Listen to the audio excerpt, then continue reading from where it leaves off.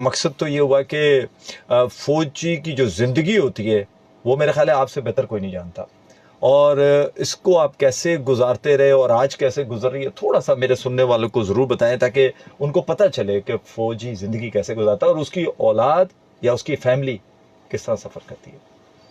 आ, ये बहुत मुश्किल सवाल है सर। हाँ, लेकिन वैसे ये बहुत मुश्किल मुश्किल सवाल सवाल है। आपका, इसका कोई जवाब दे नहीं सकता ना, इस इसलिए हाँ आप देंगे। ये देखिए, वैसे एक आम इंसान है, वो भी एक आम इंसान है, हम भी एक आम इंसान है, सभी इंसान है, सभी पाकिस्तानी हैं। ऐसे ही।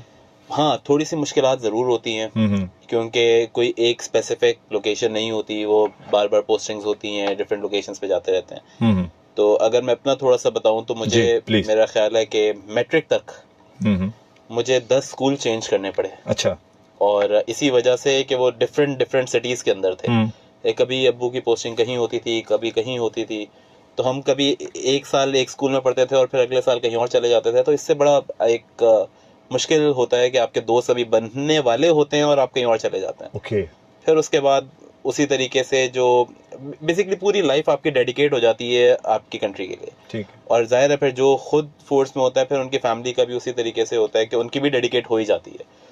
तो हाँ, जो इसमें पॉजिटिव चीज़ होती है, हमें एक डिसिप्लिन सीखने को मिलता है, हमें एक रूटीन, एक सेल्फ डिसिप्लिन बहुत अच्छा आ जाता है। तो मैंने अपने अब्बू से भी और वैसे भी फैमिली से यही चीज़ें सीखी हैं कि एक जो सेल्फ डिसिप्लिन होता है वही इंसान को सक्सेसफुल भी बनाता है। इन्हीं चीज़ों की वजह से कि हम जब दूसरे स्कूल्स में होते थे, डिफरेंट कॉलेजेस में होते थे, कभी कहाँ है कभी कहाँ है, हम्म। उससे एक फ़ायदा ये भी होता था कि हमें तमाम लोगों से, अलग अलग जगहों के लोगों से हमारी दोस्तियाँ होती थी। तो आज भी वो दोस्त अल्हम्दुलिल्लाह बड़े अच्छी पोजीशंस पर भी हैं, अच्छे अच्छे काम भी कर रहे हैं और डिफरेंट सिटीज़ के हैं। तो कभी हम कराची से जब निकलते हैं तो चाहे हैदराबाद हो, चाहे नवाबशाह चले जाएं, चाहे सक्खर चले जाएं, चाहे खैरपुर चले जाएं, खैरपुर मीरस, इन सब जगह पे हम रह कर आए हुए हैं।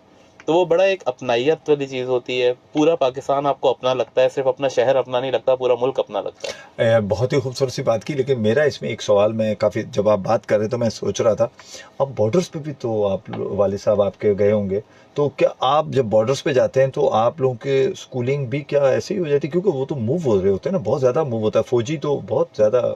अब्बू की एक पोस्टिंग एक बॉर्डर पे थी। तो मुझे याद है कि हमें वहाँ पर स्कूल जाने के लिए दूसरे सिटी जाना पड़ता था। अच्छा।